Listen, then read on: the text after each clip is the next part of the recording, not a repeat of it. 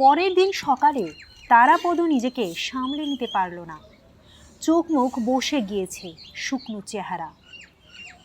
পরপর দুরাত্রি ঘুমই হলো না বেচারির। আগের দিন কেটেছে ট্রেনে, আর কাল সারা রাত বিছানায় শুয়ে ভয়ে আতঙ্কে মরেছে। চন্দন ডাক্তার মানুষ, তার অনেক সাহস। মরা কাটা থেকে শুরু করে সে কত কি করেছে। সহজে ঘাবড়ে যাবার ছেলে চন্দন নয়, তবু চন্দনও কেমন বোকা হয়ে গেছে, ভয়ও পেয়েছে খানিকটা। দুজনে আলোচনা করেও বুঝতে পারছে না এরকম ঘটনা কেমন করে ঘটে। ছোট ফুটবল সাইজের একটা বল কেমন করে হাওয়ার মধ্যে নিচে বেড়ায়। ভৌতিক ব্যাপার না ম্যাজিক? যদি বিশ্বাস করে নেওয়া যায় ম্যাজিক, তবে ভয় ভাবনার কিছু থাকে না। কিন্তু ম্যাজিক বলে ঠিক বিশ্বাস করতেও মন চাইছে না। সকালবেলায় মুখ টুক ধুয়ে কোনো রকমে চা খেয়ে দুজনে বাড়ির বাইরে এসে দাঁড়ালো, বাগানে। তারাপদ বলল, জাদু কিকিরার কাছে যেতেই হবে। চন্দন বলল, আমিও তাই ভাবছি, কখন যাবি? বিকালে যাওয়া যাবে না, ভুজঙ্গ আবার আজ বিকেলের পর আমাদের সঙ্গে দেখা করবে বলেছে। যেতে হলে এখনই যাওয়া দরকার। চন্দন বলল, চল আমরা ঘুরে আসি। কাউকে কিছু বলতে হবে না? কি দরকার, নতুন জায়গা কেমন সুন্দর দেখতে, আমরা একটু বেরিয়ে বেড়াচ্ছি। এইভাবে যেতে হবে? কেউ জিজ্ঞেস করলে বলবো বেড়াচ্ছি, তারপরও যদি কেউ খোঁচায় বলবো স্টেশনে যাচ্ছি ব্লেড কিনতে কিংবা সিগারেট কিনতে। তারাপদ বলল, ঠিক আছে চল। বাগানের মধ্যে সামান্য সময় দুজনে বেড়ানোর ভাব করে ঘুরে বেড়ালো। বাড়ির চারপাশ না হলেও অন্তত 3টে পাশ দেখে নিল। তারাপদ বলল, ঠিক আছে চল। বাগানের মধ্যে সামান্য সময় দুজনে বেড়ানোর ভাব করে ঘুরে বেড়ালো। বাড়ির চারপাশ না হলেও অন্তত 3টে পাশ দেখে নিল। ভুজঙ্গভূষণের এই পুরী যতই দুর্গ হোক, কেউ যদি পালাতে চায় নিশ্চয়ই পালাতে পারে। সব দিক সর্বক্ষণ আটকে রাখা সম্ভব নয়। মানুষ জেলখানা থেকেও পালায়, এখান থেকে পালানো নিশ্চয়ই তার চেয়ে কঠিন নয়। বাগানে বেড়াতে বেড়াতেই মৃত্যুঞ্জয়কে দেখা গেল। চন্দন বলল, তারা, তোকে এবার একটু খেলতে হবে। তারাপদ অবাক চোখে বন্ধুর দিকে তাকালো। চন্দন বলল, তুই ওই মৃত্যুঞ্জয়টাকে ডাক, ডেকে বল ছোট ফটকের তালা খুলে দিতে। বলবি আমরা বেড়াতে যাব।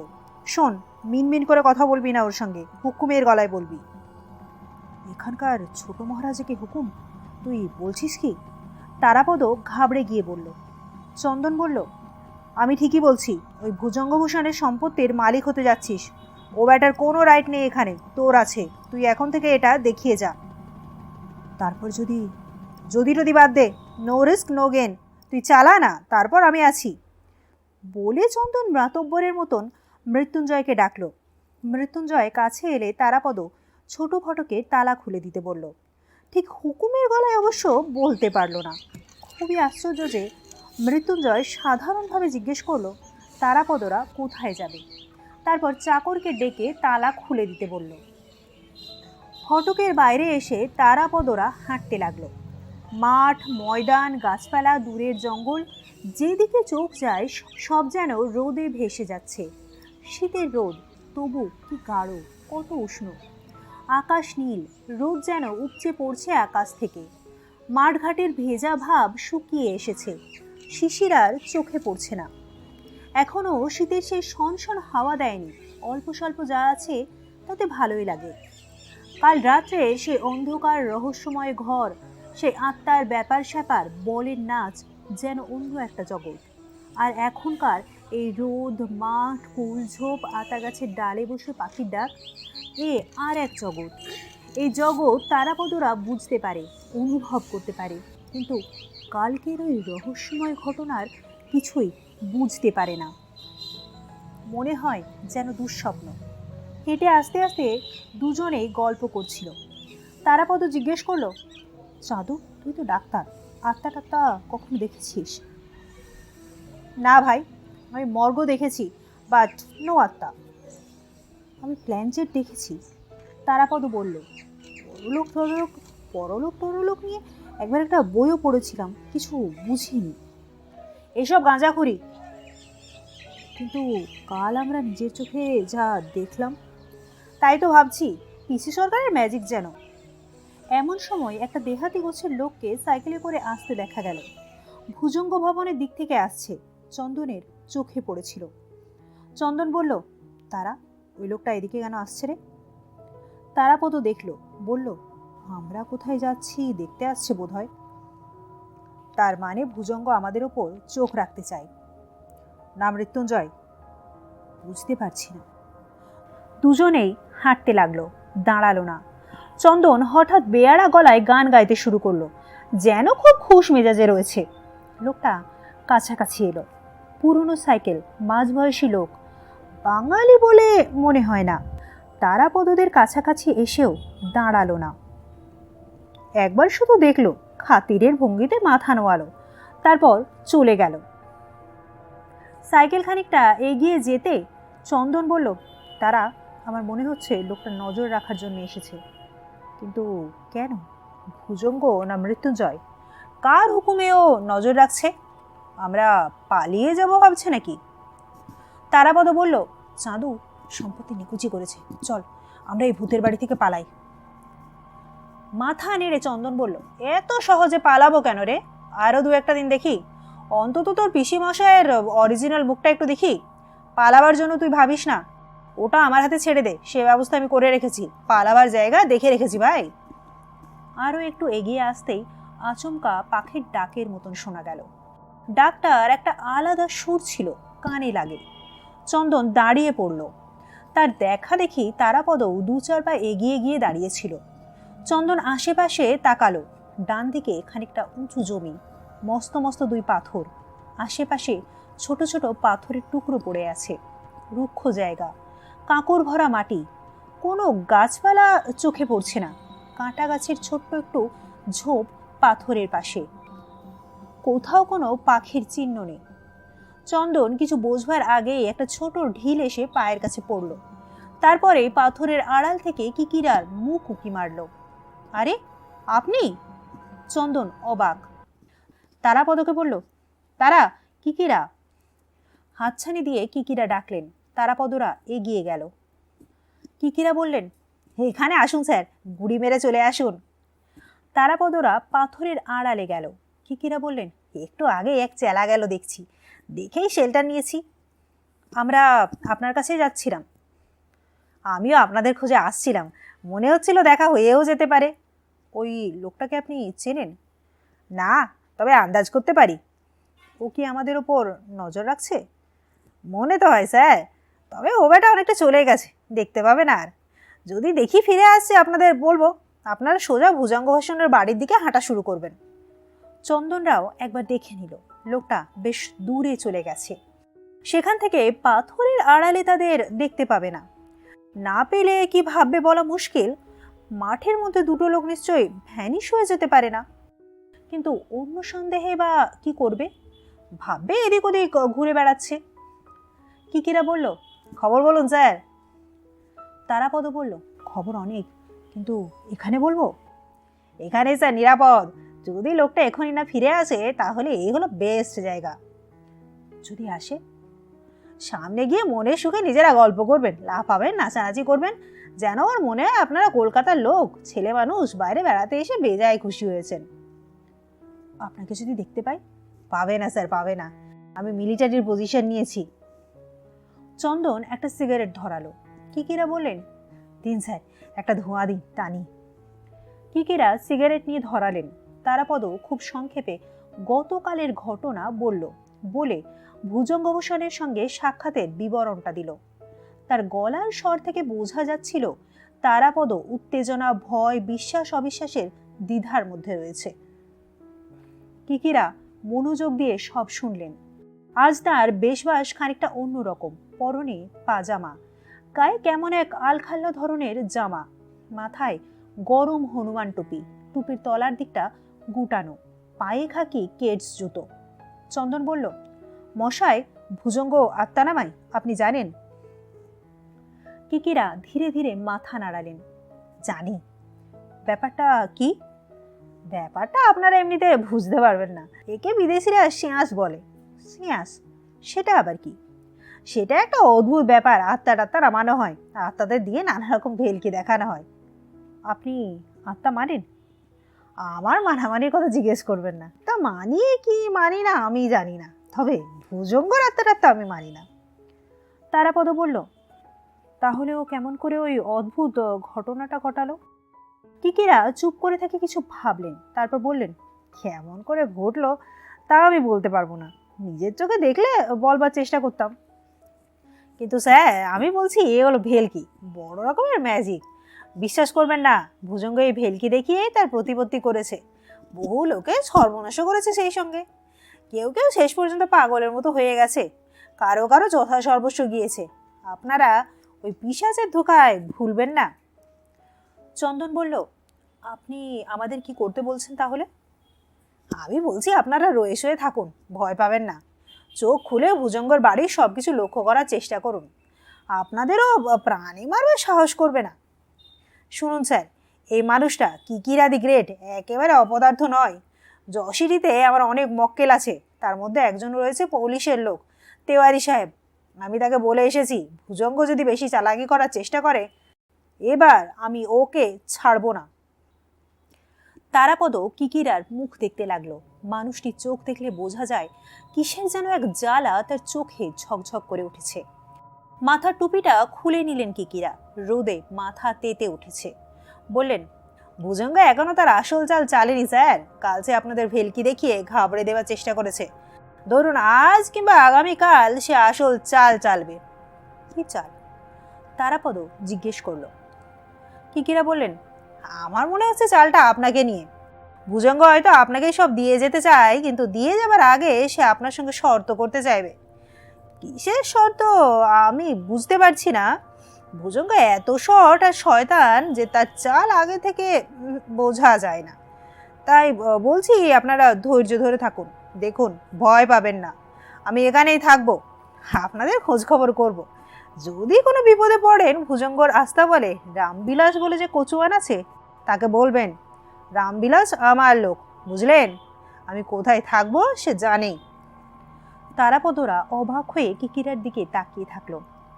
চন্দন বলল, ভুজঙ্গর বাড়িতে আপনার লোক কে কে আছে? কিকিরা যেন কতই লজ্জা পেয়েছেন এমনভাবে হাসলেন। বললেন, স্যার আমার ধারটাই হলো ম্যাজিশিয়ানের, সব খেলায় ধীরে সুস্থে দেখাতে হয়, ছট করে দেখাতে নেই। যথাসময়ে সবই দেখতে পাবেন। তারাপদ বলল, কিকিরা বাবু, আপনি সাধু মামাকে চেনেন? কিকিরা কেমন একটু হেসে বললেন, চিনি। কেমন চেনেন? ভালো করেই চিনি। দয়া করে আমায় এখন আর কিছু জিজ্ঞেস করবেন না। আপনারাও আর দেরি করবেন না, এবার ফিরতে শুরু করুন। ওই লোকটার ফেরার সময় হয়ে গেছে। আর শুনুন, আর একটা কথা বলে দিই, বাড়িতে এমনভাবে থাকবেন যেন ভুজঙ্গর ভেলকি দেখে আপনারা একেবারে ঘাবড়ে গিয়েছেন। কাউকে বুঝতে দেবেন না আপনারা ব্যাপারটা সন্দেহ করেছেন। আর হ্যাঁ, কাল আমি আপনাদের জন্য একটা জিনিস নিয়ে আসবো। আজকের রাত্রের খেলাটা আগে দেখে নিন, দেখুন ভুজঙ্গ কি করে। তারাপদরা উঠতে লাগলো। কাল কোথায় দেখা হবে? কাল আপনারা ওই জঙ্গলের দিকে বেড়াতে যাবেন, আমি থাকবো। একটা ভাঙা সাঁকো আছে, নালার মতো নদী, শুকনো, ওখানে থাকবো। উঠে দাঁড়িয়ে চন্দন হেসে বলল, স্যার আজকে আপনার একটা ইংলিশ শুনলাম না। কিকিরা হেসে বললেন, শুনবেন, ঠিক সময় শুনবেন। এখন ভুজঙ্গ আমার ইংলিশ স্টিম করে নিচ্ছে। পেটে কিছু থাকছে না স্যার। পেটে না থাকলে কি করে ইংলিশ হবে? ইংলিশ হলো পেটার্নাল ব্যাপার, পেট প্লাস ইটার্নাল। সন্ধি করুন। চন্দন হো হো করে হেসে উঠল। পাথরের আড়াল থেকে বেরিয়ে দুজনেই রাস্তায় নেমে এলো, হাত নাড়ল। কিকিরাও হাত তুললেন, ফিরতে লাগলো দুজনেই। তারাপদ বলল, চাঁদু, আমার মনে হচ্ছে ভুজঙ্গর বেশ কিছু শত্রু আছে। তারা একটা দল করেছে, সেই দলে সাধু মামা, কিকিরা, রামবিলাস না কি নাম বললেন একটা কিকিরা, ওরা আছে। আর ভুজঙ্গর দলে আছে তার চেলারা। চন্দন বলল, তাই মনে হয়। আরও খানিকটা এগিয়ে চন্দন ঘাড় ঘোরালো পিছনে। সাইকেলে চড়া লোকটিকে দেখতে পেল না, কিকিরাকেও চোখে পড়ল না। দুপুরটা ভালোই কাটলো। ভুজঙ্গভূষণের লোকজন আতিথ্যের ব্যাপারে কোনো কৃপণতা করল না। খাওয়া শোয়া, বাগানে ঘুরে বেড়ানো, কোনো দিকেই কারোর কোনো বাধা নেই। কিন্তু তারাপদদের কেমন মনে হচ্ছিল তারা যেন কাদের নজরে নজরে রয়েছে। সাধু মামার সঙ্গে বার দুই চোখাচোখি হয়েছে, হওয়া মাত্র সাধু মামা সরে গেছেন। বিকেল পড়তে না পড়তে ফুরিয়ে গেল। তারপর সন্ধে। তারাপদরা তৈরি। আজ আবার সেই রহস্যময় ঘরে গিয়ে বসতে হবে। ভুজঙ্গ গতকালই জানিয়ে দিয়েছিলেন। আজ আবার কি দেখতে হবে কে জানে। তারাপদ বরাবরই ভীতু ধরনের, বড় বেশি নিরীহ। কিকিরা যতই সাহস দিন, ভূত প্রেত আত্মা বিশ্বাস করুক আর না করুক তারাপদ, তবু বিকেল থেকে বেশ বিচলিত বোধ করতে লাগলো। সন্ধ্যের মুখে তার মুখ কেমন শুকিয়ে এলো। তারাপদ চন্দনকে বলল, চাঁদু, আমার এসব না ভালো লাগে না। মিস্ট্রি বল আর অলৌকিক ব্যাপারই বল, কোনোটাই আমি সহ্য করতে পারি না। চন্দন বলল, উপায় নেই ভাই, ভুজঙ্গর সব রকম খেলা দেখতেই হবে। লোকটার মনে কি আছে এখনো বোঝা যায়নি। তারাপদ বলল, আজ আমি স্পষ্টই বলবো, ভুজঙ্গকে বলে দেব আত্মা আমি দেখতে চাই না। আপনার সঙ্গে খোলাখুলি কথা বলতে চাই, আপনার মুখ দেখতে চাই। হয় সাপসুপ কথা বলুন মশাই, না হয় ছেড়ে দিন, বাড়ি চলে যাই। আপনার সম্পত্তি আমি চাই না। দুই বন্ধুর কথাবার্তার মধ্যে মৃত্যুঞ্জয় এসে তাদের ডাকলো, এসো। সেই একই ঘর, কালকের মতনই অন্ধকার। বাতি যেটুকু জ্বলছে তাতে পাশের মানুষকেও আবছা দেখায়। ধূপ ধুনো গুগ্গুলের সেই একই রকম গন্ধ। তফাতের মধ্যে আজ একটা ছোট টেবিল রয়েছে, গোল ধরনের, তার তিন দিকেই চেয়ার। তারাপদরা বসল। ওরা বসার পর আচমকা কোথা থেকে ভারী গলায় দস্ত্র পাঠ করার মতন গানের সুর ভেসে এলো। তারপর সেটা স্পষ্ট হলো যাকে বলে জলদ গম্ভীর। সেই স্বরে কে যেন তস্ত্র পাঠ করতে লাগলো। কে কোথায় গান করছে বোঝবার আগেই সে গম্ভীর স্বর যেন কেমন অন্যমনস্ক করে ফেললো তারাপদকে। তস্ত্রের মধ্যেই ভুজঙ্গভূষণ এলেন। কখন এলেন বোঝা গেল না। তার বসার আসনেই বসলেন। মাথার ওপর সে লাল আলো জ্বলে উঠল। ভুজঙ্গভূষণের পরনে রক্তগৌরিক বসন, একটা বড় রুদ্রাক্ষ ঝুলছে গলায়, মুখের ওপর সেই আবরণ। তস্ত্রপাঠ বন্ধ হয়ে গেল। ভুজঙ্গভূষণই কথা বললেন প্রথমে। বললেন, তারাপদ, কাল তুমি ভয় পেয়ে গিয়েছিলে, তোমার বন্ধুও ভয় পেয়েছিল। আজ ভয় পেও না। যারা তোমার আত্মীয়, মা বাবা বোন। মা বাবা বোন? তারাপদ চমকে উঠল। গলার স্বর যেন বুঝে আসছে। হ্যাঁ, তোমারই নিজের লোক। এদের আত্মা যখন আসেন তখন তোমার ভয় কি? এরা কেউ তোমার কোনো ক্ষতি করবেন না। অনেক দূর থেকে তারা আসেন, আসতে তাদের কষ্টও হয়। এই মর্তলোকে তারা আসতে চান না, তবু আমরা যখন ডাকি না এসে পারেন না। আজ আমি তোমার মাকে প্রথমে ডাকবো। মা? তোমার মা আমার আত্মীয়া। আমরা তাকে ছেলেবেলায় বেনু বলে ডাকতাম, বলতে গেলে আমার বোনেরই মতো। আমি বেনুকে ডাকবো। তারাপদর গায়ে কাঁটা দিল। মা? মা আসবে? কোন ছেলেবেলায় বাবাকে সে হারিয়েছে স্কুলে পড়ার সময়। তারপর মাই ছিল তার সব, কত কষ্ট করে তাকে মানুষ করেছে। সেই মা আজ আসবে তার কাছে? মা তাহলে আজও আছে, এ জগতে নয় অন্য জগতে, হয়তো স্বর্গে। মা কি তাকে দেখতে পায়? তারাপদর বুকের মধ্যে কত দুঃখ যেন টনটন করে উঠল। ভুজঙ্গভূষণ বললেন, তোমার মা আসবে, এই ঘরে আসবে, কিন্তু তুমি তাকে দেখতে পাবে না। আত্মা অদৃশ্য, ছায়া রূপে তারা আসেন, চলে যান। মানুষের চোখ তাদের দেখতে পায় না। কোনো কোনো চিহ্ন তারা রেখে যান, স্পর্শও দিয়ে যান, কিন্তু সব সময় নয়, কখনো কখনো। এসব কাজ করতে তাদের কষ্ট হয়। কথা শেষ করে ভুজঙ্গভূষণ পায়ের কাছে পড়ে থাকা ঘণ্টা তুলে নিয়ে বাজালেন। ঘণ্টা শেষ হবার সঙ্গে সঙ্গে ভুজঙ্গভূষণের পিঠের দিক থেকে ভেলভেটের পর্দা সরিয়ে একটু নিয়ে এলো। ভালো করে দেখা যায় না মেয়েটিকে, তবু যেটুকু দেখা গেল তাতে মনে হলো কিশোরী মেয়ে। বছর 15 হয়তো হবে বয়স। রোগা দেখতে, ধবধবে ফর্সা রং, লম্বাটে মুখ, মাথার চুল এলো করা, পরনে ঘন কালো শাড়ি জামা। মেয়েটি এলো, কিন্তু কিছুই দেখলো না, কোনো দিকেই তাকাচ্ছিল না। ভুজঙ্গভূষণের পায়ের দিকে রাখা ঘণ্টাটা তুলে নিয়ে তারাপদদের কাছে এসে বসলো। ঘণ্টাটা নিচে টেবিলের তলায় নামিয়ে রাখলো। ভুজঙ্গভূষণ বললেন, তারাপদ, এই মেয়েটির মধ্যে দিয়ে তোমার মা আসবেন। ও হলো আধার, ওর মধ্যে দিয়ে তোমার মাকে আসতে হবে। তোমরা দুজনে ওর হাতে হাত ছুঁয়ে বসো, পায়ে পা ছুঁয়ে রাখবে, ও তোমাদের দেখিয়ে দেবে। তারাপদ কিছু ভাবতে পারছিল না, বিহ্বল বোধ করছিল। চন্দনের মনে হলো এই হয়তো সেই মেয়ে গতকাল যাকে সে এক লহমার জন্য দোতলায় রেখেছিল। ছোট গোল টেবিলের 3 দিকে চেয়ার। মেয়েটি একটি চেয়ারে বসলো। ইশারায় তারাপদদের চেয়ার সামান্য সরিয়ে নিতে বলল। চেয়ার সাজিয়ে নেবার পর দেখা গেল টেবিলের ওপর হাত ছড়ালে তারাপদর একটা হাত মেয়েটির হাত ছুঁই, অন্য হাত চন্দনের হাত ছুঁই।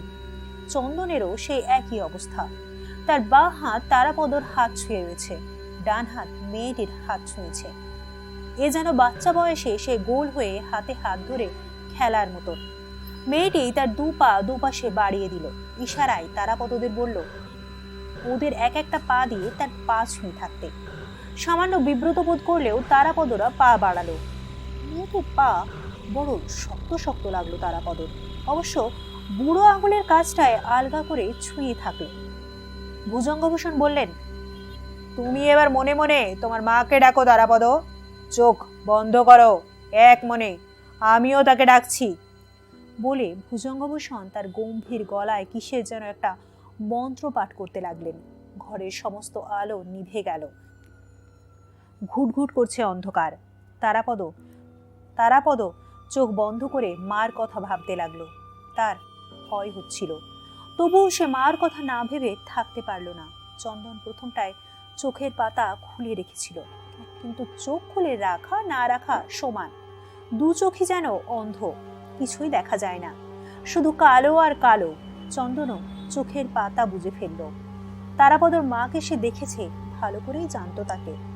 চন্দনও তারাপদর মার কথা ভাবতে লাগলো, আর মাঝে মাঝে অনুভব করছিল তার একটা হাতের আঙুল মেয়েটির হাতের ওপর রাখা, অন্য হাতটি তারাপদর হাতের ওপর রয়েছে। কতক্ষণ সময় যেন চলে গেল, কোনো শব্দ নেই। শেষে ভুজঙ্গভূষণ চাপা গলায় বললেন, বেনু, তুমি এসেছো? তুমি কি এসেছো? কোনো সাড়া শব্দ নেই। আবার চুপচাপ। আরো কিছু সময় গেল। ভুজঙ্গভূষণ এবার আবার বললেন, বেনু, তুমি এসেছো? আমরা তোমায় ডাকছি, তুমি এসেছো?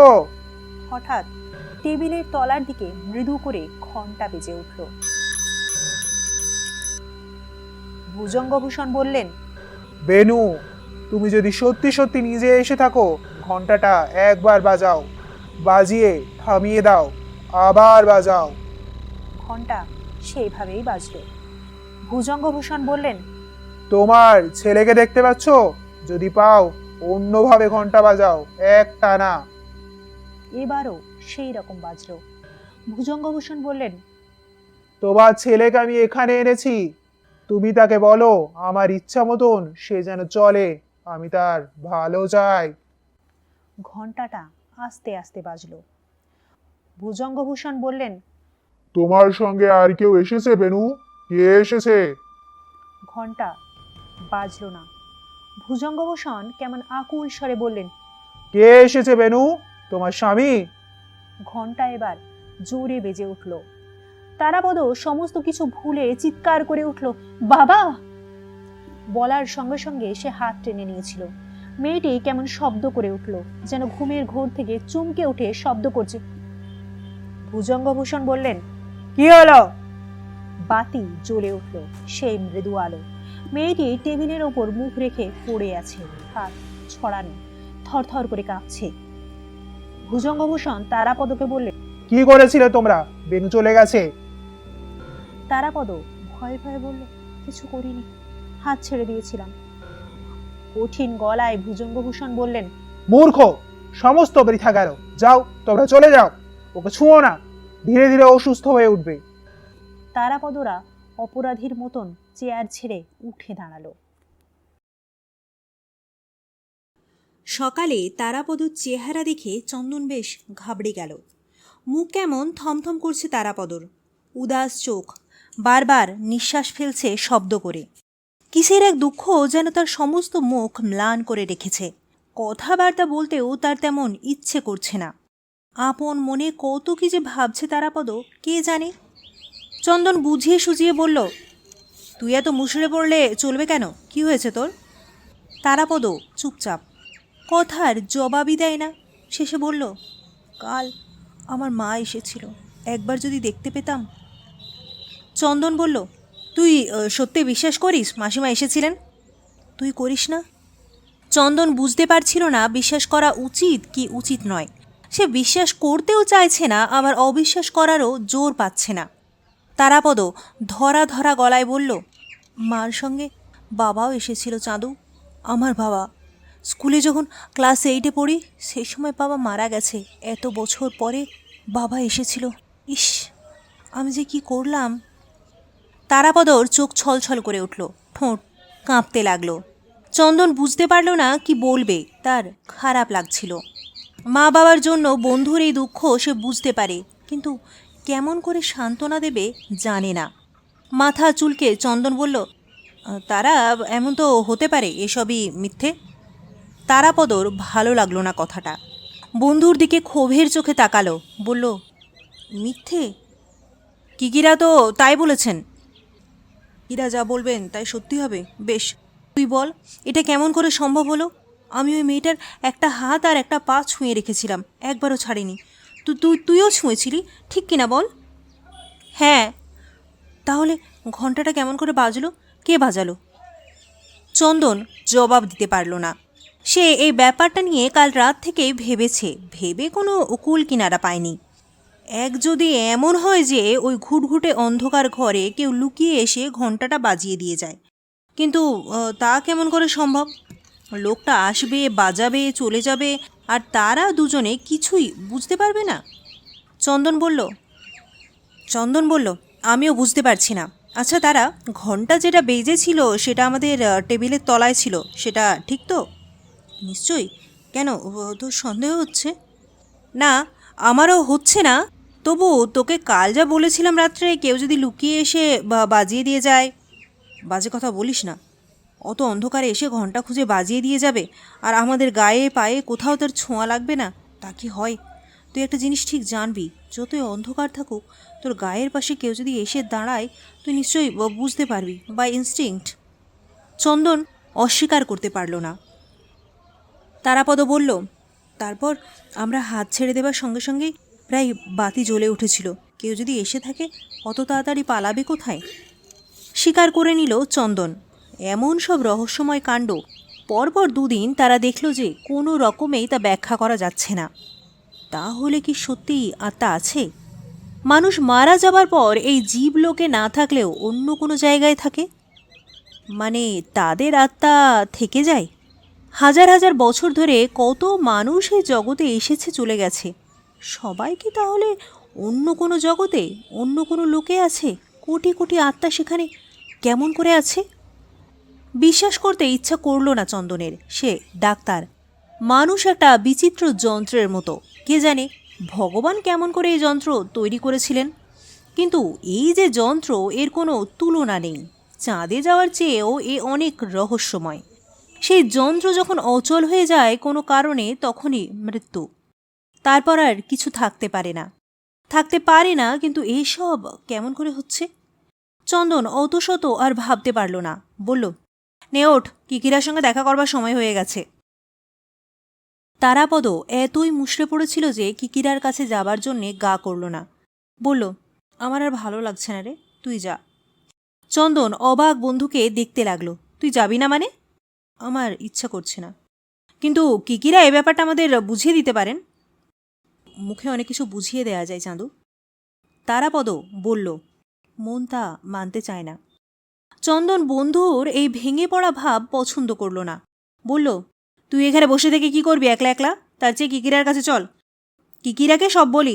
আমার তো মনে হয় কিকিরার পরামর্শ খুব দরকার এখন। তারাপদ বলল, তুই যা, আমি একবার সাধু মামাকে ধরবার চেষ্টা করি।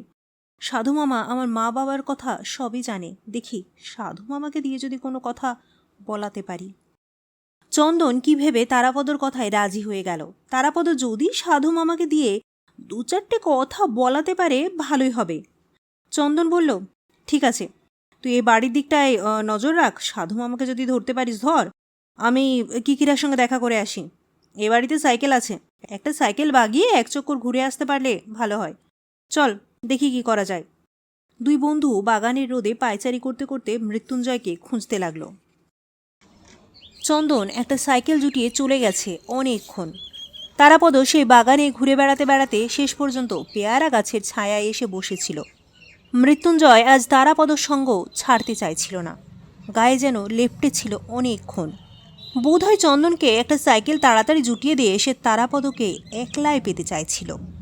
তারাপদ নিরীহ সরল মানুষ, হয়তো অনেক সময় বোকামি করে ফেলে, কিন্তু মৃত্যুঞ্জয় লোকটাকে দেখা পর্যন্ত তার মন যেরকম বিগড়ে আছে তাতে লোকটার সঙ্গে মেলামেশা করতে চাইছিল না। তাছাড়া মানুষ যাকে সন্দেহ করে তার কাছে মন খোলা হয় না, হতে পারে না। তারাপদ একেবারে বোকা নয়, সে মৃত্যুঞ্জয়ের উদ্দেশ্য জানে না যদিও, তবু খুব সাবধানে কথাবার্তা বলতে লাগলো। কথাবার্তা বলতে বলতে বুঝলো লোকটা যতই ধূর্ত শয়তান হোক, তার মনের ইচ্ছেটা একেবারে গোপন রাখতে শেখেনি। মৃত্যুঞ্জয় চায় না তারাপদ এ বাড়িতে বেশি দিন থাকে। হ্যাঁ, কথাবার্তা থেকে সেই রকমই আঁচ করল তারাপদ। বেলা আরও বেড়ে উঠল।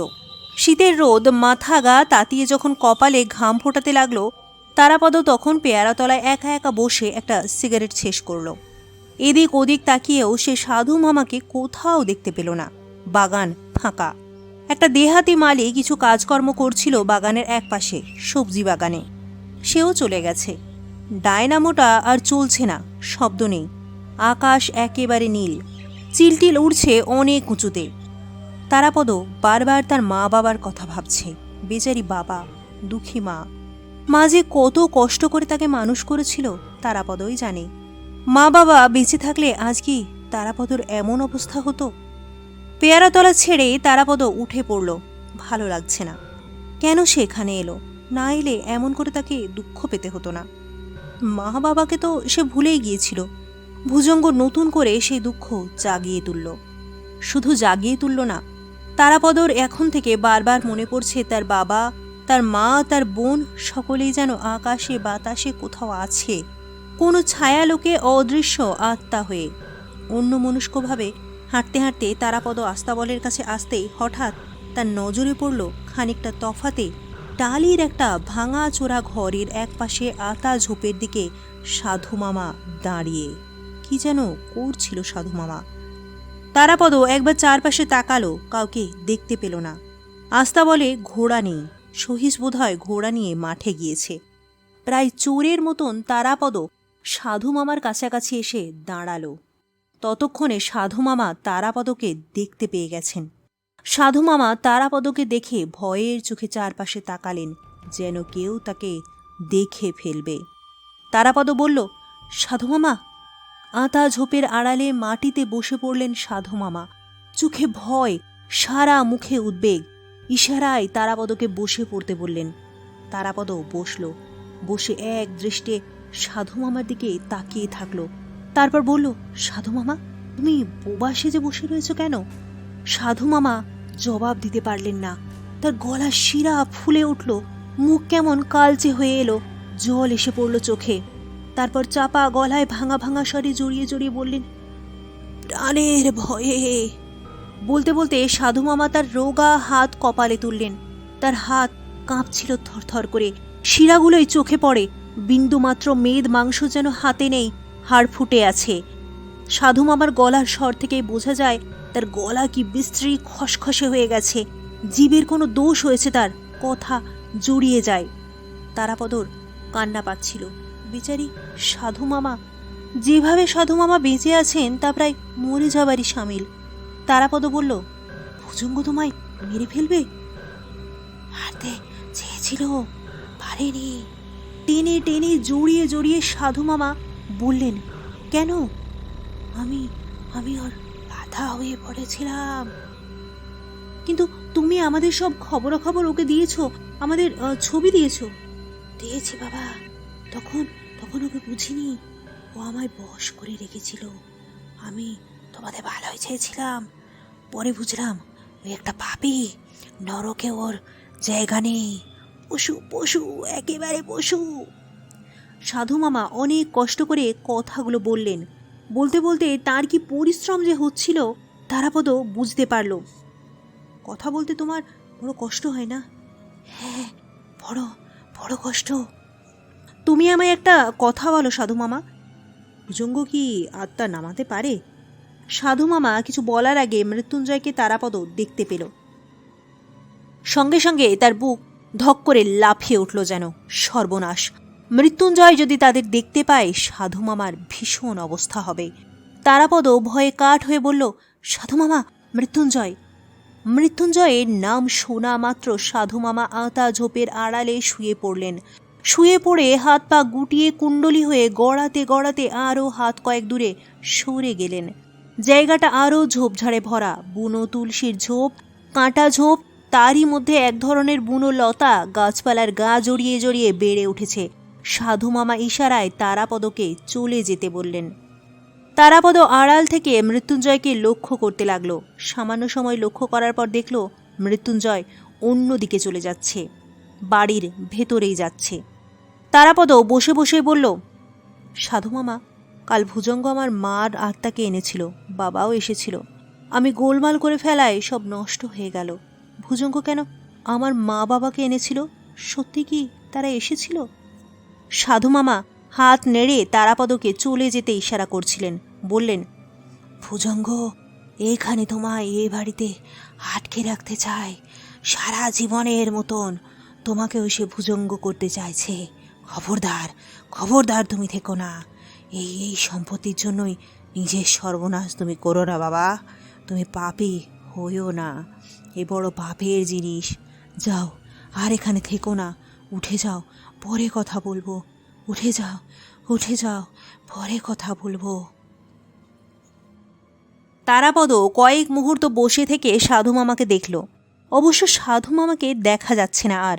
আড়ালে মাটিতে শুয়ে আছেন, এমনভাবে কুণ্ডলি পাকিয়ে শুয়ে আছেন যে মুমূর্ষ জন্তুর মতন দেখাচ্ছে। দীর্ঘ নিঃশ্বাস ফেলে তারাপদ উঠে দাঁড়াল। তারপর ধীরে ধীরে নিজের ঘরের দিকে এগিয়ে চলল। আরও খানিকটা বেলায় চন্দন ফিরল।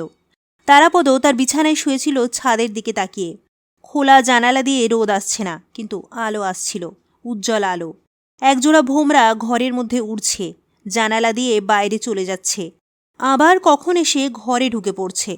শেষ পর্যন্ত তারা উড়ে গেল বাইরে। তারাপদও নিশ্চিন্ত বোধ করল। চন্দন এসে বলল, তারা, তুই না যাওয়ায় কিন্তু কিকিরা খুব ঘাবড়ে গিয়েছেন। কেন? কিকিরা ভয় পাচ্ছেন তুই না শেষ পর্যন্ত ভুজঙ্গের খপ্পরে পড়ে যাস। তারাপদ তেমন খুশি হলো না। বলল, খপ্পরে পড়ে যাওয়ার কি দেখলেন উনি? চন্দন বলল, তুই আত্মা নামানোর ব্যাপারে বিশ্বাস করে ফেলেছিস। ভুজঙ্গ এই চাল দিয়ে তোকে বাগিয়ে ফেলবে। মানে এরপর ভুজঙ্গ যা বলবে তুই তাই করবি। তারাপদ হঠাৎ যেন কেমন রেগে উঠল। বলল, কিরা যা বলবেন তাই মেনে নিতে হবে? উনি মুখেই বলছেন, কাজে কিছু দেখাতে পারছেন, বোঝাতে পারছেন? কালকের ব্যাপারটা কেমন করে হলো কিকিরা আমায় আগে বোঝান, তারপর অন্য কথা। চন্দন বলল, কিকিরা বললেন ঘরে কোনো আত্মা টাত্মা নামেনি, ওটা ওই মেয়েটেরই কাজ। তারাপদ এত অবাক হয়ে গেল যে কিছুক্ষণ কথাই বলতে পারল না। তারাপদ বলল, কি বাজে কথা বলছিস তুই? মেয়েটা কেমন করে ঘন্টা বাজাবে? আমরা তার হাতে হাত রেখে বসেছিলাম, আমাদের পা তার পা ছুঁয়েছিল। তুই কি বলতে চাস মেয়েটার আরও একটা লুকানো হাত ছিল? বাজে বকিস না চাঁদু। চন্দন বলল, কিকিরাকে আমি সে কথা বলেছিলাম, উনি বললেন হাতে হাত রাখা, পায়ে পা ছোঁয়ানো সবই ঠিক, কিন্তু ওরই মধ্যে একটা ভেলকি আছে। ভেলকি আছে বললেই তো চলবে না, তার প্রমাণ কি? কোনো প্রমাণ নেই, মানে আমরা কাল ধরতে পারিনি। ওইভাবে ঘুটঘুটে অন্ধকারে বসিয়ে আত্মা নামালে লোকের সমস্ত ব্যাপারটায় এত অবাক হয়ে যায় যে ভেতরে ভেতরে কি হচ্ছে খেয়াল করে না। মেয়েটা যদি কোনো চালাকি করে থাকে আমরা ধরতে পারিনি। কোনো চালাকি করেনি, তারাপদ বলল। চন্দন একটু চুপ করে থেকে বলল, ঠিক আছে, আজ যদি আবার ওই মেয়েটা আসে আমিও তককে তককে থাকবো। থাকিস। চন্দন বেশ বুঝতে পারল তারাপদ তার মা বাবার আত্মা আসার ব্যাপারটা বিশ্বাস করে নিয়েছে প্রায়। না, বন্ধুর সে দোষ ধরছে না, মানুষের এই দুর্বলতায় দোষ ধরা যায় না। কিকিরাও বলেছেন ভুজঙ্গ তারাপদর দুর্বল জায়গায় ঘা মারছে, এই ঘা দিয়েই সে তারাপদকে বশ করবে, তাকে নিজের মুঠোয় এনে ফেলবে। চন্দন যে কেমন করে বন্ধুকে ভুজঙ্গের হাত থেকে বাঁচাবে বুঝতে পারছে না। কিকিরা বলেছেন, আপনি স্যার এখন থেকে আরও সজাগ থাকবেন, আরও নজর রাখবেন সব ব্যাপারে। চন্দন আজ খুব সতর্ক থাকবে। আজ সে দেখবার চেষ্টা করবে কেমন করে আত্মা আসে, কেমন করে ঘন্টা বাজে। কিকিরা তাকে একটা জিনিস দিয়েছেন, ছোট্ট জিনিস, লুকিয়ে রাখা যায়। চন্দন আজ যখন ওপরের ওই ভুতুড়ে ঘরে যাবে তখন জিনিসটা লুকিয়ে নিয়ে যাবে কাপড়ের মধ্যে। চন্দনের ইচ্ছা ছিল ইঞ্জেকশনের ছুঁচটা লুকিয়ে নিয়ে যাবার। যদি সে দেখত বা তার সন্দেহ হতো আত্মার নাম করে আশেপাশে কেউ ঘোরাঘুরি করছে, তবে একবার ছুঁচটা ফুটিয়ে দিত গায়ে। আত্মা হলে নিশ্চয়ই ছুঁচ ফুটতো না, বাতাসে কি আর ছুঁচ ফোটে? কিন্তু কোনো মানুষ হলে সে যেমনই মানুষ হোক, আচমকা ছুঁচ ফুটলে উহ করে উঠত। আর তখনই ব্যাপারটা জানা যেত, বোঝা যেত ভুজঙ্গ আত্মা নামায় না মানুষ নামায়। চন্দন বিছানায় শুয়ে এইসব ভাবতে লাগলো। আর তারাপদ বসলো দাড়ি কামাতে। দাড়ি কামাতে কামাতে তারাপদ বলল, চাঁদু, সাধু মামার সঙ্গে আজ আমার কথা হয়েছে। চন্দন তাকালো। তারাপদ বলল, সাধু মামাকে আমি 2-4টে কথা জিজ্ঞাসা করেছি। এমন সময় মৃত্যুঞ্জয়কে দেখতে পেলাম, বেশি কথা হলো না। সাধু মামা কথা বলতে পারে, কিন্তু কেমন জড়িয়ে জড়িয়ে, খুব কষ্ট হয়। সাধু মামা আমায় বলল ভুজঙ্গ আমায় এখানে আটকে রাখতে চায়। কেন বলতো? চন্দন বলল, কিকিরাও তাই বললেন। কিন্তু কেন? ভুজঙ্গ মারা যাবার পর তুই আর এক ভুজঙ্গ হয়ে থাকবি বলে। আমি কেন ভুজঙ্গ হয়ে থাকব? ভুজঙ্গই তোকে বলবে সে কথা, আমি কেমন করে জানবো? সন্ধেবেলায় আবার সে আত্মা নামানোর ঘরে তারাপদরা এসে বসল। তেমনি অন্ধকার ঘর, মিটমিটে আলো জ্বলছে গুটি দুই। সেই একইভাবে টেবিল চেয়ার সাজানো। বাড়তির মধ্যে একটা নিচু ধরনের টেবিল ভুজঙ্গর কাছাকাছি রাখা, তার ওপর 2-একটা জিনিস, গোল বয়ামের মতন দেখতে। তারাপদরা বসে থাকলো তো বসেই থাকলো। ঘরের সে অন্ধকারে চোখ যেন নরম হয়ে আসছিল। গন্ধ আজ চমৎকার লাগছিল, কেমন একটা আবেশ আসছিল। হঠাৎ চন্দন উঠে পড়ে তারাপদকে তার চেয়ারে আসতে বলল। তারাপদ কিছু বুঝল না, কিন্তু চেয়ার বদল করল। চন্দন ঘরের চারপাশ খুঁটিয়ে দেখবার চেষ্টা করতে লাগলো। পরপর 3 দিন এই ঘরে এলো তারা। এখন খানিকটা অভ্যস্ত হয়ে উঠেছে। প্রথম দিনের মতন অতটা গা ছমছম করে না। চন্দন দেখল এই ঘরের বাইরে মন একরকম থাকে, কিন্তু ঘরটায় ঢুকলেই ধীরে ধীরে কেমন যেন অন্যরকম হয়ে যায়। সেই বেড়ালটাকেও চন্দন দেখল, চোখের মণি দুটো জ্বলছে। আরও খানিকটা পরে ভুজঙ্গভূষণ এলেন। তার মাথার ওপরকার চোরা লাল আলো জ্বলে উঠল। ঘরের অন্য বাতি দুটো নিভে গেল সঙ্গে সঙ্গে। ভুজঙ্গভূষণের একই বেশ, রক্তগৈরিক বসন, মুখের ওপর সে মুখোশ, গলায় বিশাল রুদ্রাক্ষমালা। তিনি এসে বসবার পর সে কালকের মতন তস্ত্রপাঠ হল। গ্রামোফোন রেকর্ডে যেভাবে গান হয় সেভাবেই। এই ঘরের কোথাও এই গান বাজনার ব্যবস্থা আছে।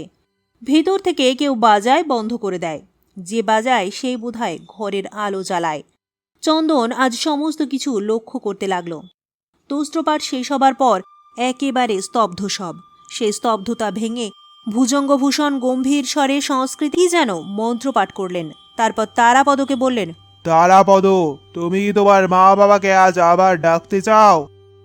তারাপদ সঙ্গে সঙ্গে জবাব দিল, হ্যাঁ। একটু থেমে ভুজঙ্গভূষণ বললে, কাল তোমরা যা করেছো তাতে বড় ক্ষতি হয়েছে। ওই মেয়েটি যার মধ্যে তোমার মা বাবার আত্মা এসেছিলেন, আচমকা তোমরা তার হাত থেকে হাত উঠিয়ে নেবার পর সে একরকম অজ্ঞান হয়ে গিয়েছিল। অনেকক্ষণ পর তার জ্ঞান আসে। খুব দুর্বল হয়ে পড়েছিল। মিডিয়াম যে স্নায়ু হলো সূক্ষ্ম তারের মতন, একটুতেই গোলমাল হয়ে যায়। তারাপদ লজ্জা পেল, বলল, আমি নিজেকে সামলাতে পারিনি। তোমার মা বাবার আত্মাও কষ্ট পেয়েছেন। তোমরা এখানকার মানুষ, তোমাদের বুঝবার সাধ্য নেই এইভাবে আত্মাদের আসতে যেতে কত কষ্ট হয়। ডাকলেই কি তারা আসেন? না না, অনেক সময় 1000বার ডাকলেও আসেন না। আবার যখন আসেন তখন তারা নিজেরা না চলে যাওয়া পর্যন্ত বিদায় দিতে নেই। এতে তাদের আরও কষ্ট হয়। কাল তোমরা তাদের কষ্ট দিয়েছো, আজ তারা আসবেন কি না আমি বলতে পারছি না। আসবেন না? তারাপদ ব্যাকুল হয়ে বলল, কেমন করে বলবো? আপনি ডেকে দিতে পারেন না? চেষ্টা করি, দেখি। ভুজঙ্গভূষণ ঘণ্টা বাজালেন। কয়েক মুহূর্ত পরেই সে মেয়েটিকে দেখা গেল। ঘন কালো শাড়ি, কালকের মতনই সিল্কের শাড়ি হবে, পায়ের দিকটা দেখা যাচ্ছে না। শাড়ি লুটোচ্ছে কার্পেটে, মাথায় এলো চুল পিঠ পর্যন্ত ছড়ানো, মুখ বড় সাদা, অবশ্য লাল আলোয় কেমন লালচে দেখালো। মেয়েটি ঘণ্টা উঠিয়ে নিয়ে টেবিলের কাছে চলে এলো। একবার শুধু তারাপদ আর চন্দনকে দেখল। ওর দুই চোখ কেমন টানা টানা ছোট দেখালো, যেন ঘুম জড়িয়ে আছে। কালকের মতন করে বসলো তিনজনে গোল টেবিল করে। মেয়েটির একটা ছড়ানো হাতের ওপর তারাপদর হাত, আঙুলে আঙুলে ছোঁয়ানো, অন্য হাতটি চন্দনের দিকে বাড়ানো। চন্দন তার হাত এমন করে মেয়েটির আঙুলে ছুঁয়ে রাখল যেন একটু হাত কাঁপলে সে বুঝতে পারে। পায়ে পা ছোঁয়ানো থাকলো। চন্দন বুঝতে পারল না মেয়েটির পায়ের আঙুল এত শক্ত কেন। হাড় হাড় বলেই হয়তো। ঘর অন্ধকার হয়ে গেল, ঘুটঘুটে অন্ধকার। ভুজঙ্গ বললেন, তারাপদ, এক মনে নিবিষ্ট চিত্তে ওদের ডাকো। তারাপদ চোখ বুজে মা বাবাকে ডাকতে লাগলো। চন্দন চোখের পাতা বন্ধ করল না, তাকিয়ে থাকলো। এই অন্ধকার যেন পাহাড়ের কোনো গুহার মধ্যের অন্ধকার, কিছুই দেখা যায় না। চোখের সাধ্য নেই এক বিঘত দূরের জিনিসও অনুমান করতে পারে। ঘর একেবারে নিস্তব্ধ, নিঃশ্বাসের শব্দ ছাড়া কোনো শব্দ নেই। সময় কেটে যেতে লাগলো। চন্দনও যেন আর না পেরে চোখের পাতা বন্ধ করে ফেলল। তারাপদ অধীর হয়ে উঠছিল। মা বাবা কি আজ আর আসবে না? কাতর হয়ে তারাপদ তার মা বাবাকে ডাকতে লাগলো। সময় কেটে গেল আরও কতক্ষণ যেন। মনে হলো আজ আর কেউ আসবে না। তারাপদ প্রায় যখন হতাশ হয়ে পড়েছে, ঠিক তখনই ঘণ্টার মৃদু শব্দ হলো। ভুজঙ্গ সঙ্গে সঙ্গে বললেন, কে? বেনু? ঘণ্টা বাজল না। বেনু, তুমি কি আসনি? কোনো শব্দ হলো না। ভুজঙ্গ এবার বললেন, কে তুমি? বিষ্ণু নাকি? বিষ্ণু তারাপদর বাবার নাম। বিষ্ণুপদ নাম থেকে বিষ্ণু। এবারও কোনো শব্দ হলো না, ঘণ্টা বাজল না। ভুজঙ্গ নিজেই যেন বিচলিত হয়ে পড়লেন। বললেন, তুমি কে? তারাপদর যদি কেউ না হও, সাড়া দাও।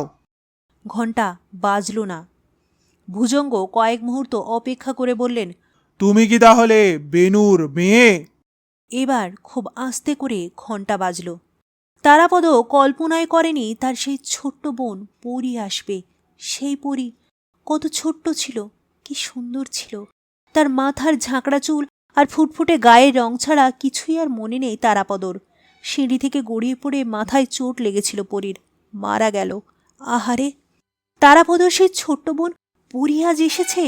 কিছুতেই নিজেকে সংযত রাখতে পারল না তারাপদ। ছেলে মানুষের মতন ফুঁপিয়ে কেঁদে উঠল। তারাপদ কান্নার আবেগে হাত ছেড়ে দিচ্ছিল প্রায়। আচমকা তার খেয়াল হলো হাত ছেড়ে দিলেই পরী চলে যাবে। কালকের মতন অবস্থা হবে তাহলে। পরীর আত্মা আর এ ঘরে থাকবে না। ওই মেয়েটি যার মধ্য দিয়ে পরীর আত্মা এসেছে টেবিলের ওপর মুখ থুবড়ে পড়বে, অজ্ঞান হয়ে যাবে। আর সঙ্গে সঙ্গে ঘরের বাতি জ্বলে উঠবে। ভুজঙ্গভূষণ আজ আর ক্ষমা করবে না, ভীষণ রেগে যাবে। কথাটা খেয়াল হবার সঙ্গে সঙ্গে তারাপদ মেয়েটির হাত আরও জোরে চেপে ধরল। চন্দনের হাতও ছাড়ল না। ভুজঙ্গভূষণ সামান্য অপেক্ষা করলেন। তারাপদর কান্না শুনতে শুনতে তাকে যেন সময় দিলেন সামলে নেবার। তারাপদ নিজেকে খানিকটা সামলে নিল। ভুজঙ্গভূষণ পরীকে উদ্দেশ্য করেই বললেন, তোমার নামটা আমার মনে পড়ছে না। বেনুর মেয়ে বলেই তোমায় আমি জানি। তারাপদ জড়ানো জড়ানো গলায় বলল, যেন ভুজঙ্গভূষণের ওপর রাগ করে, ওর নাম পরী। পরী আমার বোন, একটিমাত্র বোন। ভুজঙ্গভূষণ কান দিলেন না তারাপদর কথায়। পরীকেই বললেন, তুমি একলা এসেছ? যদি একলা এসে থাকো চুপ করে থেকো। যদি সঙ্গে কেউ এসে থাকে ঘণ্টা বাজিও। একবার তুমি একলা এসেছ। কমুহূর্ত কোনো শব্দ হলো না। তারপর ঘণ্টা বাজল একবার। ভুজঙ্গভূষণ বললেন, তোমার সঙ্গে কে এসেছে, বেনু না বিষ্ণু? শোনো, মন দিয়ে শোনো। আমার কথার জবাবে যদি হ্যাঁ হয় তবেই একবার ঘন্টা বাজাবে, যদি না হয় তবে চুপ করে থাকবে, ঘন্টা বাজাবে না, বুঝলে? এখন বলো, তোমার সঙ্গে কে এসেছে? বেনু? একবার ঘণ্টা বাজল। তারাপদ বুঝতে পারল মা এসেছে। চন্দন অন্ধকারে চোখের পাতা খুলল, তাকালো, কিছুই দেখতে পেল না। এত অন্ধকার চন্দন আর কখনো দেখেছে বলে মনে করতে পারল না। অন্ধ হয়ে গেলে কি মানুষ চোখে এই রকম অন্ধকার দেখে সর্বক্ষণ?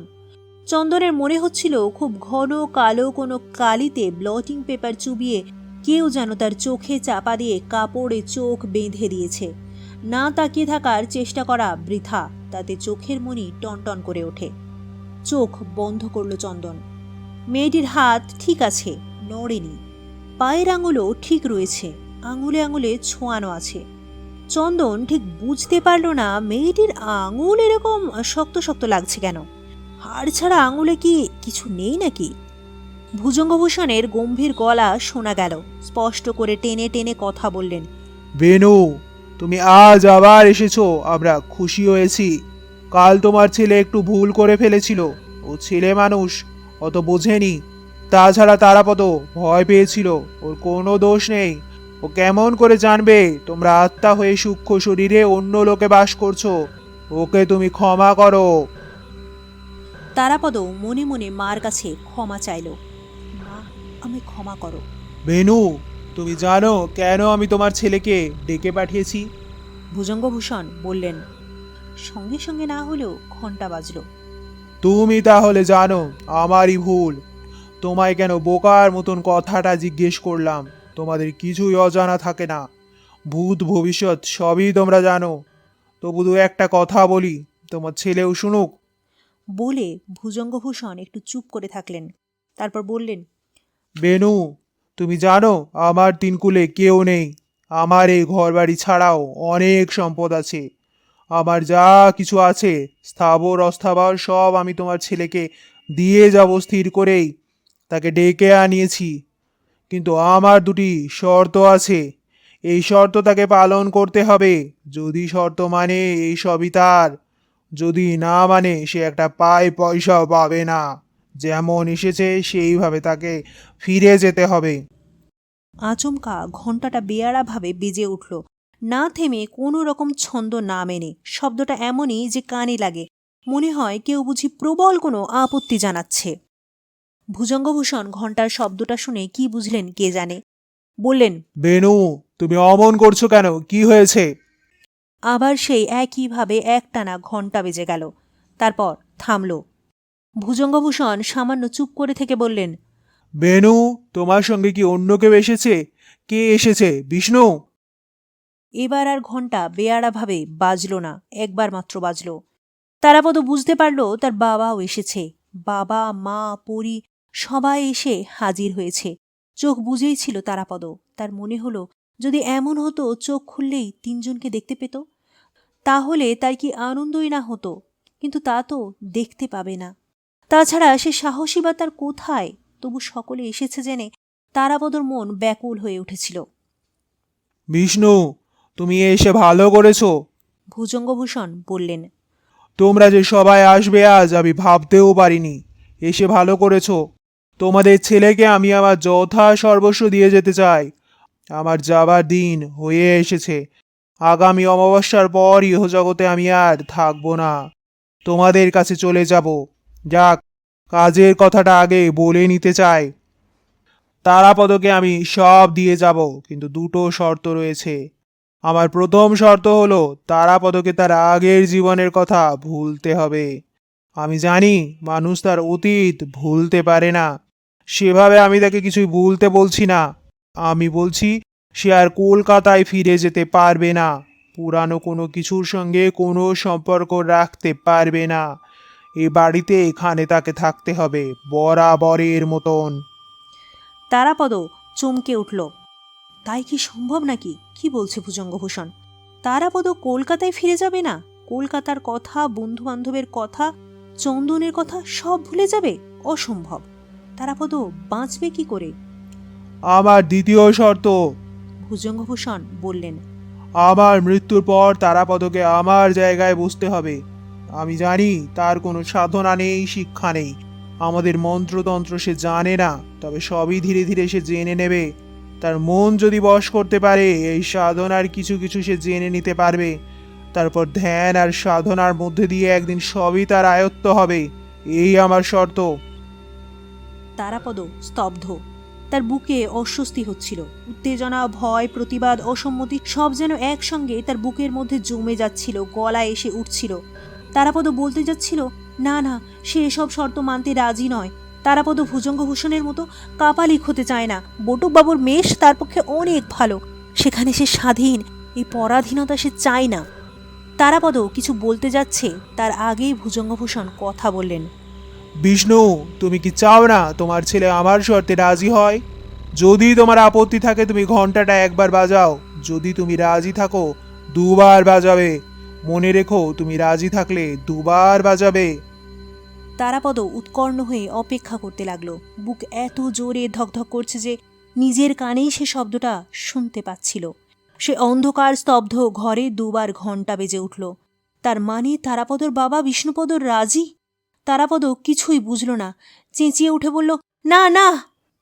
ভুজঙ্গভূষণ গম্ভীর গলায় বললেন, চুপ করো, তুমি এখন কথা বলো না।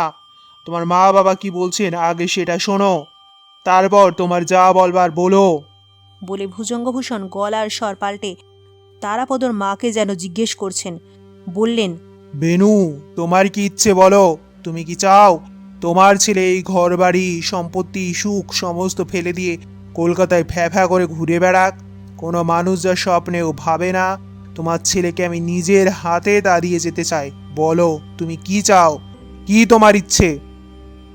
ঘর একেবারে স্তব্ধ। তারাপদ ঘেমে উঠছিল। মাও কি সম্মতি জানাবে? খুবই আশ্চর্য, সামান্য পরে ধীরে ধীরে ঘণ্টাটা বেজে উঠল, একবার নয়, দুবার। তারাপদ নির্বাক, তার সমস্ত কথা হারিয়ে গেছে। চন্দনের হাতটা জোরে চেপে রাখল তারাপদ, তার হাত ভিজে গিয়েছে। ভুজঙ্গভূষণ বললেন, বিষ্ণু, বেনু, তোমরা মা বাবা হিসেবে তোমাদের ছেলেকে যাতে তার ভালো হবে তাই করতে বলেছ। তোমাদের ওপর আমি খুশি হয়েছি, তবু তোমরা কি আর একটু থাকতে পারো না? আমি তোমাদের সামনে তোমাদের ছেলের সঙ্গে দুটো কথা বলে নিতে চাই। ঘণ্টা বাজল না।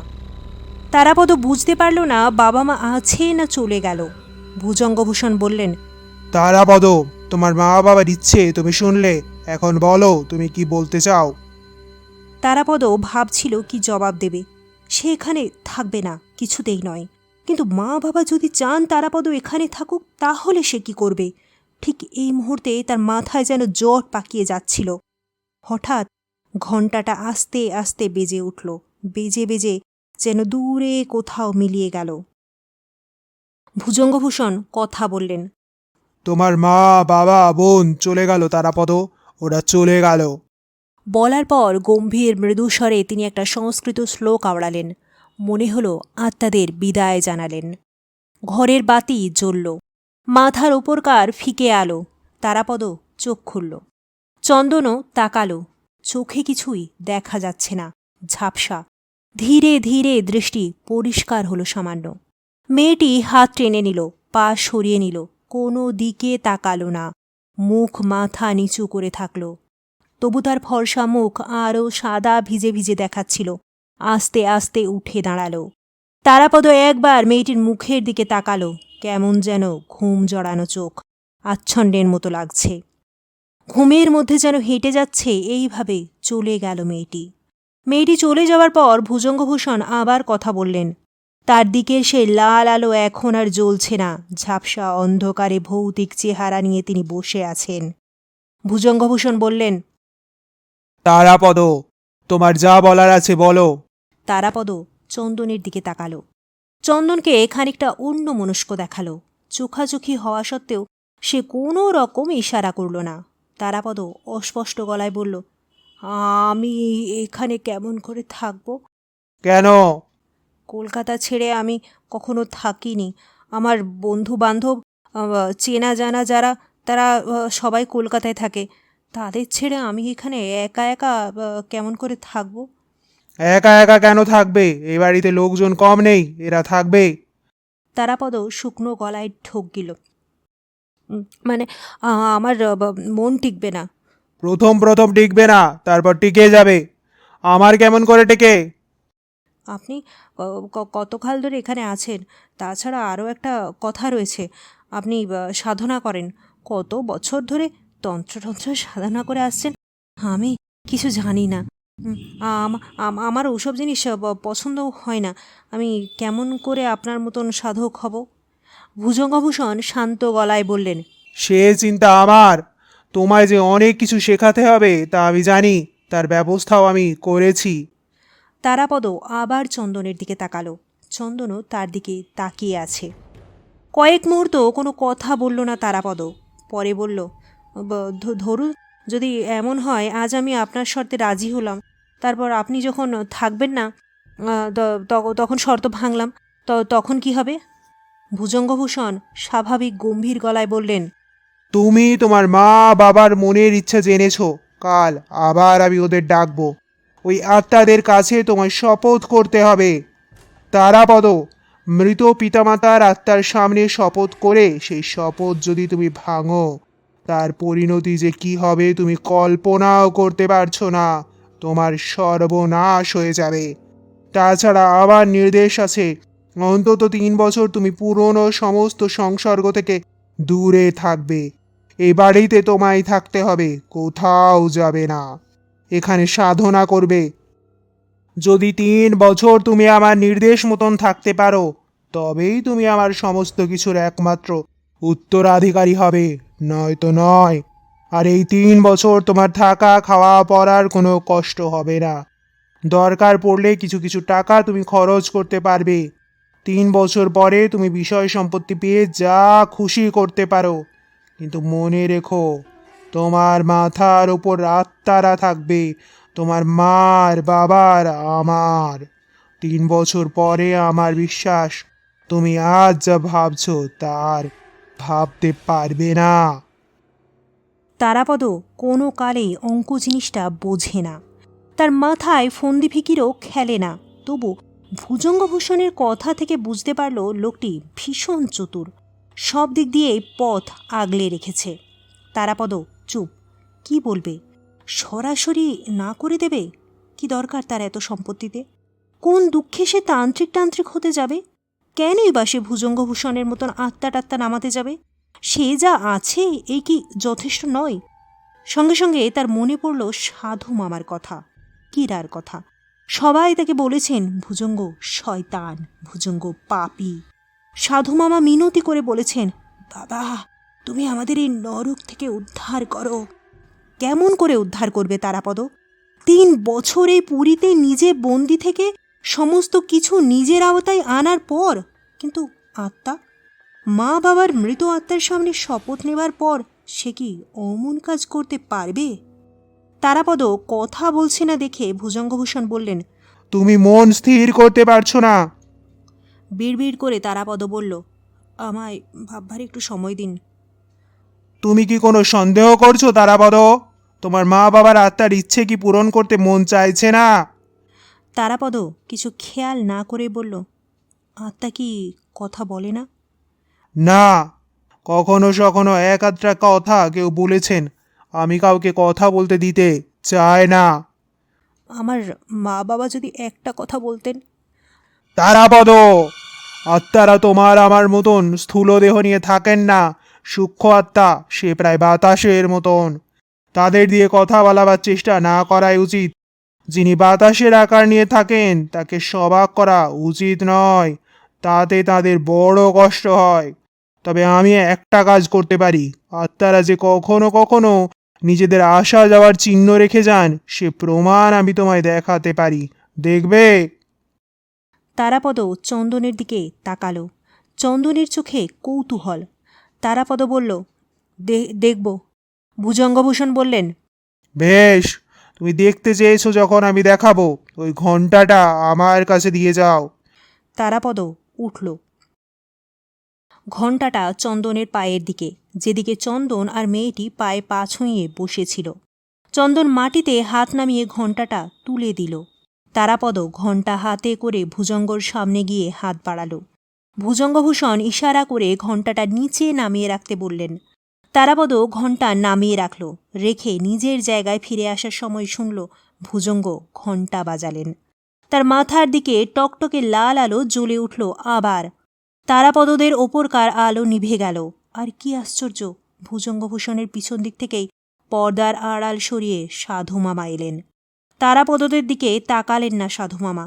বাধ্য অনুগত চাকরের মতন ভুজঙ্গর সামনে মাথা নিচু করে আদেশের অপেক্ষা করতে লাগলেন। ভুজঙ্গভূষণ হাতের ইশারায় তার সামনের নিচু টেবিলটার দিকে দেখালেন। নিচু গলায় কি যেন বললেন, শুধু মোম শব্দটা কানে গেল তারাপদর। সাধু মামা টেবিলের ওপর থেকে সামান্য লম্বা গোল মতন অ্যালুমিনিয়ামের পাত্রটা নিয়ে চলে গেলেন। কাঁচের গোল বয়ামটা পড়ে থাকল, তার মধ্যে যেন জল, অর্ধেকের বেশি বয়ামটা ভর্তি। ভুজঙ্গভূষণ তারাপদর দিকে তাকালেন। তুমি কতটা সাহসী? কথার মধ্যে যেন একটু ঠাট্টার ভাব ছিল। তারাপদ কথার জবাব দিল না। সে সাহসী নয়। ঘরের মধ্যে যা ঘটছে তা সহ্য করার মতন মনের জোরও তার থাকার কথা নয়। তবু দুদিনের পর আজ তৃতীয় দিনে কেমন করে সে সাহস দেখাতে পারছে সে নিজেই জানে না। তোমার বন্ধুর সাহস বোধহয় বেশি। ভুজঙ্গ চন্দনকে লক্ষ্য করে বললেন, ডাক্তার লোক, আমার এখানে ভয় পাওয়ার মতো কিছু নেই। তবু লোকে ভয় পায়। ভয় পায় কেন জানো? যারা ইহলোকের মানুষ তারা পরলোকের কথা বোঝে না। পরলোক থেকে যারা আসেন তাদেরও বুঝতে পারে না। যা অজ্ঞেয় তাকে মানুষ ভয় করে। তবে আত্মারা সচরাচর কারও ক্ষতি করেন না, যদি না আমরা তাদের বিরক্ত করি, অশ্রদ্ধা করি। কখনো কখনো কোনো দুষ্টু আত্মা হঠাৎ এসে পড়ে। তারাই বড় ভয়ঙ্কর। তারা কাউকে ভর করলে বিপদে পড়তে হয়। যাক, আবার একবার আমি চেষ্টা করে দেখি তারাপদ, যদি কাউকে আনতে পারি।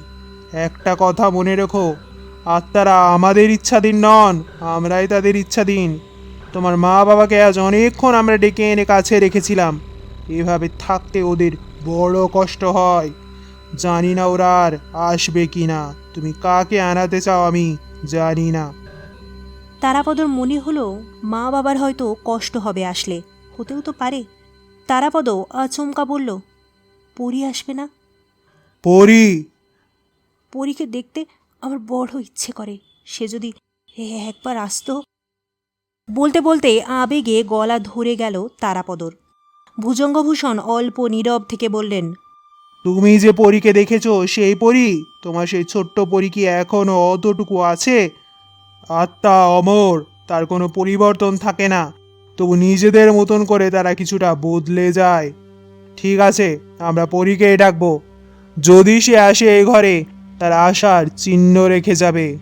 তোমাদের আমি সাবধান করে দিই, এবার যে আসবে সে সরাসরি আসবে, মিডিয়ামের মধ্যে দিয়ে নয়। তোমরা কোনো রকম নড়াচড়া করবে না, কথা বলবে না, কিছু ধরবার চেষ্টাও করবে না। আত্মাকে ধরার চেষ্টা করা মূর্খতা। শান্ত ধীর স্থির হয়ে বসে থাকবে, দেখো কি হয়। পরি আসে কি আসে না। সাধু মামা আবার ফিরে এলেন। সেই পাত্রটা ভুজঙ্গভূষণের টেবিলের সামনে নামিয়ে রাখলেন। ভুজঙ্গ ঘরে আরও কিছুটা ধুনো গুগ্গুল দিয়ে দিতে বললেন। ঘরের কোণে কোণে ধূপের বাটি ছিল ঢাকা, ধূপ দিতে বললেন। সবাই যেন তৈরি ছিল। সাধু মামা চলে যেতেই মৃত্যুঞ্জয় এলো। তার দু হাতে ধোঁয়া ওঠা ধুনোর পাত্র, গল গল করে ধোঁয়া বেরুচ্ছে। ঘরে ধোঁয়া দিয়ে সেই পাত্র দুটো আড়ালে রেখে দিলেন। একটুও আগুন বা আভা দেখা গেল না। বাটিতে ধূপ এনে সাধু মামা ঘরের কোণে আড়াল করা জায়গায় রেখে গেলেন।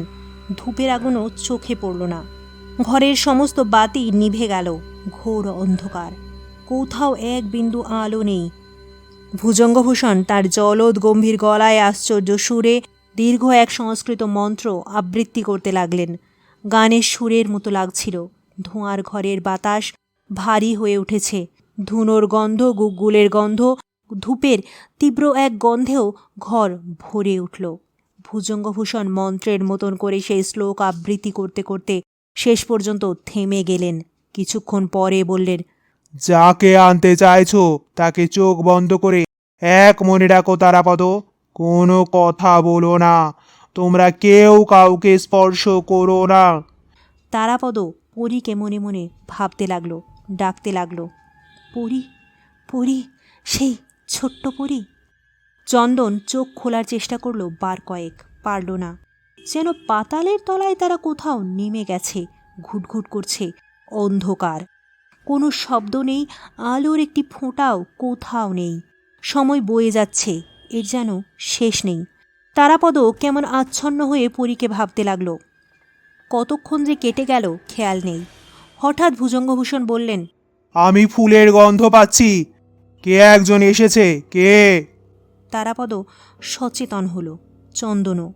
ভুজঙ্গভূষণ বললেন, পরি, যদি তুমি এসে থাকো তোমার দাদার কাছে যাও, তাকে ওই গন্ধ দাও, তাকে ওই গন্ধ, তোমার বয়ে আনা গন্ধ তাকে জানতে দাও মা।